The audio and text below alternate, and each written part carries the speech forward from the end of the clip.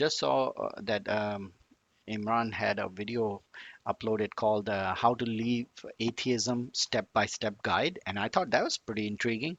So I wanted to do a quick review on that video and just give my thoughts on it. You might ask why, this is the second video, third video I'm doing on Imran, is because I like the way he speaks. It's very eloquent and he's very clear and concise. So it's easy to understand his points, instead of getting confused. So sometime I listen to him, Sabur and all those guys. So it's easy to learn things, right? That way. So this video, I'll just do a quick feedback on it and see. I mean, if he can show me step by step guide of how to leave atheism, that'll be great. Interesting. So let's see what he has to say. Let's bring him on.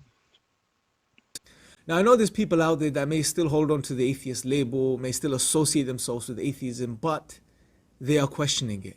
And there'll be people out there that, recognize it's not true and they want to move on and look for the truth, but they don't know where to go. So this video is for them. And I want to highlight a few steps which I believe will really help you on your journey. So number one, the first thing I want you to consider and understand, and this applies to even the atheists who may fully associate with atheism even now. Number one, recognize that sometimes we hold on to beliefs or profess beliefs that we don't really believe. And the way to test this is to see, well, are your actions, what you say, what you acknowledge, what you believe otherwise in line with your particular conviction or your belief? Now, take atheism, for example. If you believe atheism is true, Wait, do wait, you wait.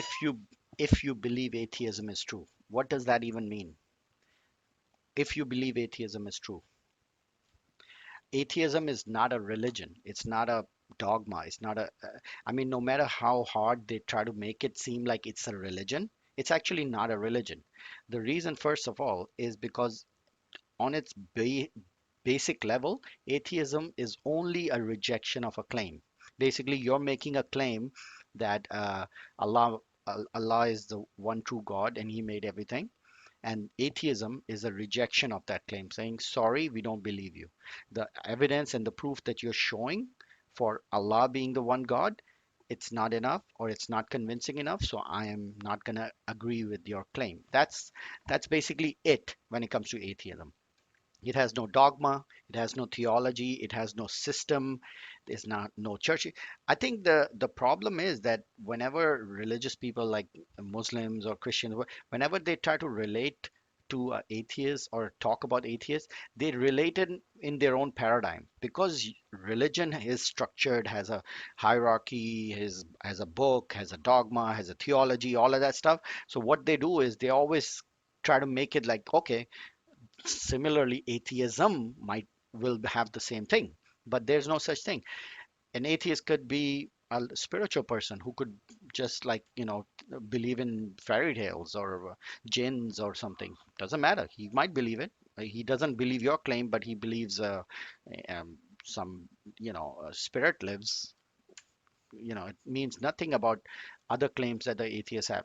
Atheist could be a liberal, could be a conservative, could be a Democrat, could be a Republican, could be communist. I mean, whatever. Uh, as far as the atheist label, it doesn't mean anything other than just rejection of the claim. So I don't know why every time I hear them, they keep have this caricature of a atheist in their mind and they keep knocking it down as if it's some sort of religion, but it's not.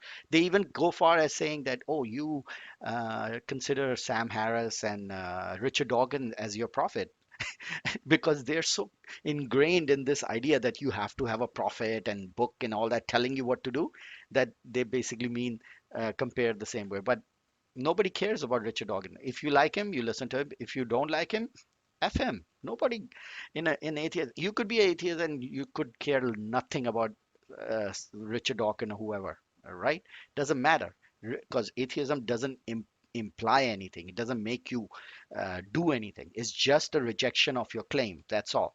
So I don't know why it's every time. It's very hard to understand why they always make this into a pigeonhole. Like, oh, this is what an atheist is, and if he's an atheist, this is all that entails. fully follow through with your atheism? Meaning, do you acknowledge the implications of atheism? Because when you claim atheism, what you're saying is essentially is that everything is a result of everything is an accident, essentially. It's all just one big accident, one big meaningless accident. And therefore, life has no ultimate meaning. Your existence has no meaning. The world around you has no meaning. You just have emerged and you will leave. Now, do you really acknowledge this if you claim atheism? Because these are the inevitable implications of atheism. If you believe there is no God, there are no gods, if you acknowledge, especially a naturalistic type of atheism, that everything is just matter in motion and there is nothing beyond the physical material world, well, then you will have to acknowledge this, that everything is one big meaningless accident. The question for you is, do you really acknowledge this? Following on for this, you have other questions, such as do you It doesn't entail onto that. You don't, it doesn't automatically follow into that, right? Atheism is, if you tell atheist, Allah is the one true God, and if he says, sorry, I don't believe it, the evidence you're giving is not enough, that's enough for him to be an atheist. It doesn't have to follow through in him being, oh, life is meaningless, there's nothing to it, we will just be gone and all that. It's all up to what that person believes other than that. But as far as atheist, that's all he needs to be. If he says doesn't believe your claim, that's good enough for him being an atheist. are you willing to accept that morality, that there is no objective essence to morality? It's just subjective ideas that are floating around out there that human beings hold on to. That there is nothing objectively true about killing an innocent child. It just doesn't feel right, or it's just wrong because it's subjectively wrong according to our current understanding. Do you acknowledge that atheism puts you in the position where you cannot account for objective moral values and duties? Are you happy with that? Do you acknowledge that? Do you follow through with that? That's another question you have to ask yourself. So that's Where do you come up with that? That if atheism means that there is no moral, you don't have objective moral grounding. As opposed to what? You have objective moral grounding. Let me see what your objective moral grounding is. Allah, right? Quran. Okay, what does it Quran say? Objective moral. Because basically, objective moral would be a moral that is independent of a mind, right? Objectively, it's true regardless. Everybody should agree to that moral because it's objectively true, right? So you have that grounding. So what is the objective true grounding you have? What? Thou shall not, you shouldn't kill. Okay, is that, I mean, somebody has to write it in a book to tell you that killing is wrong, right? No, but let's see the more morals that you have. What do you have? Kill a, I mean, stone a person to death if they're found doing adultery. Is that's your moral, right? That's an objective moral that everybody thinks is objective and is true. What else? Cut the hands of a thief. That's objective moral, right? Um, in an Islamic state, I'm not going to say everywhere. Okay, fine. In an Islamic state run by Sharia, if somebody leaves their religion, they are allowed to be killed, like and after going through court or whatever. Is that your objective moral? That's objective. Everybody agrees to it all over the world. It's objective. I mean, forget about that. Just a simple thing as owning another person as a property. Muhammad used to own slaves. He used to buy and sell slaves. He had slaves in his house. Okay. He never prohibited slavery. He just said it's a good thing to free slaves. So, you know what you would need to free slaves? Slaves. You would need to have slaves to be able to free slaves. So, I mean, think about it. So this is the objective morality that you compare with and saying to, oh, atheists have no objective morality. I mean, I went to Japan.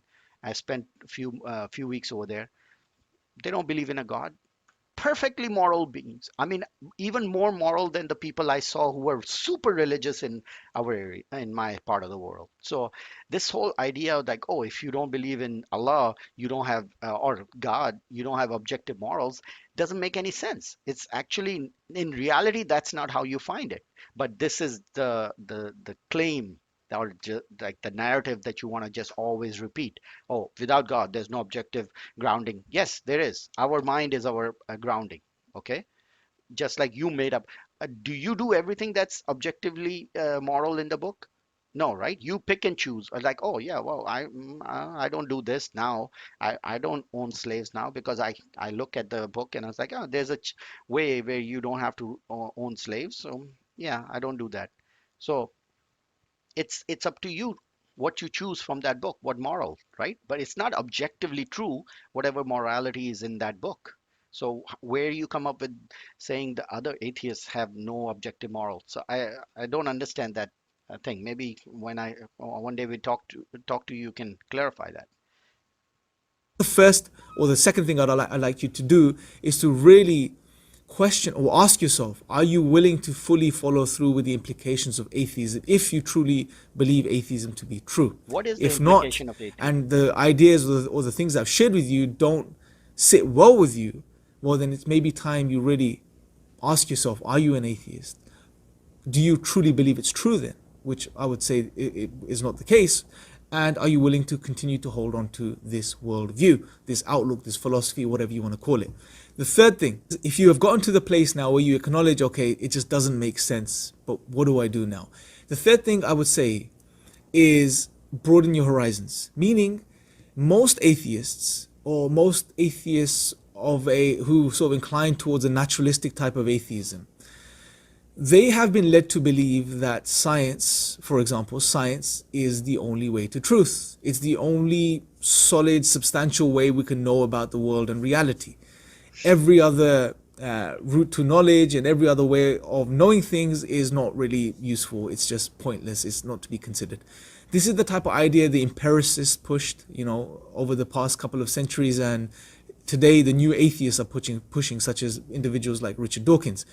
What I would say here is for you to broaden your horizons. There's Look that into this Richard further. Dawkins Look again. into this and study and come to the understanding that there are many routes to knowledge, that there are different routes to knowledge in regards to different aspects of reality. When it comes to the I agree, there are different routes to knowledge, and science is not the only route to knowledge.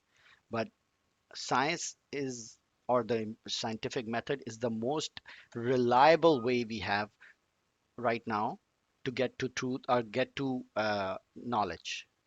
I know you can pick apart that word that, oh, it's not knowledge, it's knowing, we can't know everything and all that stuff. I'm not talking in a very philosophical term. I'm saying in a general scientific method, or our understanding of how we empirically do things, is the most reliable way. If there are other ways of knowledge too, but the other ways are not as reliable as that, because your claim of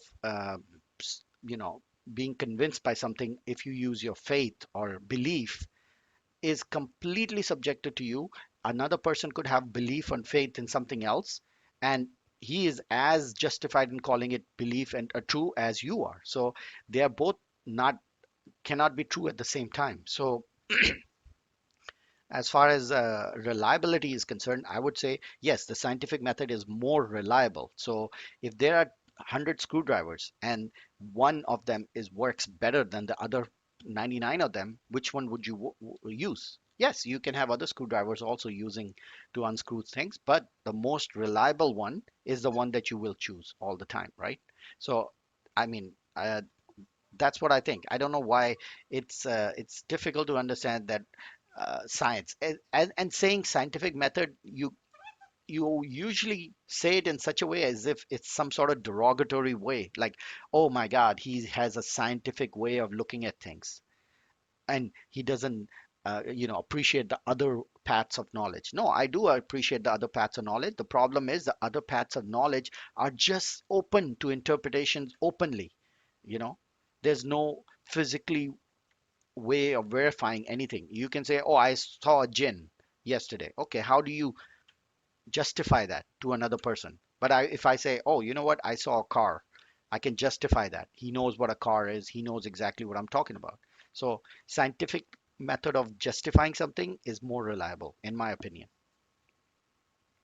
physical material world, sure, you have science, and science is the best tool we have to try and understand the material world. That's But what when I it comes said. to other realities, such as existential questions that we have, such as morals and ethics, that understand that science is not going to be useful in those spheres. You have to look Yes, at science is not used to talk about morals and things like that, but that doesn't mean for those existential questions you come up with ideas and just claim it as real. No, those ideas, those things that you're talking about, you have to show that they are actually true. Do you believe just for the sake of believing, or do you care if it's actually true or not? So the bottom line is, if you first show me it's true, and then claim how how we should rely on that method. So let's Alternative routes to knowledge, ways of knowing reality and understanding reality and coming to terms with it. So that's the third thing I would say, broaden your horizons from that perspective. Once you've done this, the fourth thing I would say is that now you're ready to go on your journey. The only piece of advice I'd give you is try to be honest and sincere with yourself, right? It's sometimes very hard to do, to be objective and honest and sincere with yourself, but try to maintain that inner state and then go in search. As a Muslim, I would recommend, and I would highly recommend that you want to, if you're going to look into. what if, like, the same thing that he just said right now, if I just turn it back on him and say, honestly, be sincere and look into the Quran and read the book, read the hadith, ask a sheikh, and in the end of the day, what would he say if after reading all that, it convinces me that it's not true, right? Obviously, you're going to be like, nope, wrong, completely wrong. So it's not a, it's ingenuous for you to say, just be honest to yourself. No, what you're trying to say is, be honest that Islam is the truth, regardless. Because in the end of the day, it only agrees if Islam is true. If the other person doesn't agree Islam is true, obviously he's on the wrong path. So it's not accurate to say, just be honest. I mean, same thing somebody could say about Christianity to you. Just be honest, just be honest to yourself, read the books honestly, and you will come to the truth that Jesus is our Lord. There's no other way. Just be honest. How would you feel about that? That doesn't, that's just making it like a unfalsifiable thing. It's like a self-fulfilling prophecy. If you're honest to yourself, you'll find Allah. And if you're not honest, if you don't find Allah, you weren't honest to yourself. So it's a win-win situation for Islam either way. And inquire about religion, that I would encourage you to also look into Islam. I know there are many misconceptions out there. I know there are ideas and views people have been pushing that may want to keep yourself away from this tradition, but I would really encourage you to look into Islam. And what you will be surprised to find, as many people are, that do finally get around to looking into Islam and studying it objectively, is that it fits like a glove when it comes to your nature as a human being. It makes sense, from a rational perspective. It fits like a glove, like the glove fit OJ Simpson. That's all I gotta say. Okay. If it fits, you must acquit. Not really. Just because something to you in your mind seems like it fits, does that mean any indication that it's actually true? If Islam's theology fits for you in your mind, same thing a Christian preacher says, the same exact thing. Look into Christianity, look at the love of Jesus. It fits like a glove in our life and it answers all the questions that you have. So that goes back to the method thing that you were talking about. How can I tell which method to use if you are as convinced about your ideas as this Christian person is convinced about his ideas, and he is giving me the same proof, same evidences from his book like you're giving me from your book. An intuitive perspective, an emotional perspective, a spiritual perspective. It fits you, the human, in a profound way, and it provides answers to all of those existential questions that you have, in a way that not only satisfies you but is in line with reality, right? And I have other videos on this channel that go into a lot more detail in regards to this. If you're interested, please do check them out. But definitely pick up the Quran, I would say, which is what we consider to be the final revelation of God, and to read it and study and see what it has to say and see what it provides for you as an individual, as a human being. So those are the steps I would say to take for any individual who may associate with themselves still with atheism but's not really sure about atheism, may have moved away from atheism but may still hold on to the label and may not know where to go. For all of those individuals, I would say take these steps and you will be on your journey towards, So the four steps he talked about didn't, like, first, it, like, you might be following atheism and it's just because a label, and don't just follow the label. If you are in there, look into it. That was the first. Was the second one, morality? You don't have any grounding in morality. Third one was, well, if you believe in Islam, it answers a lot of your questions. Well, so does so many other religions. Just because you have existential questions, okay, and you don't have an answer for that, that doesn't mean that you just accept the answer that looks good to you, you know? One of the answer is you don't know. That's it. That's one of the answers. It doesn't have to have the answer that, oh, 1400 years ago, some answer came down to you. No, it's not a dichotomy. It's not either this or that. Not knowing is an answer too. finding the truth. And I will conclude on this. Look, let's be real about this, guys. We don't have, as you would acknowledge as well, whoever you are, whatever background you're from, we don't have forever, right? We have maybe 50, 60 years on this earth, 70, 80, if we're fortunate and we take care of ourselves. You don't have long. We have a certain time frame uh, which we're given to, yeah, and it's within this time frame that we have to really figure out what's going on. I agree, Imran. Absolutely. See, I agree with you. We don't have too much time. This is the only life we have, and it's you don't want to sit there and waste all your life in believing in a religion just because just for the sake of believing. We don't have a lot of time. This is the only time that you have, and you're going to spend this whole life in just praising 5 times a day to this God that you told you to praise him all day long, and just basically do everything that this 1400-year-old book tells you. No, you have to look into it, and that's it. If it means that you have to, like you said, let's be real. Okay, let's be real.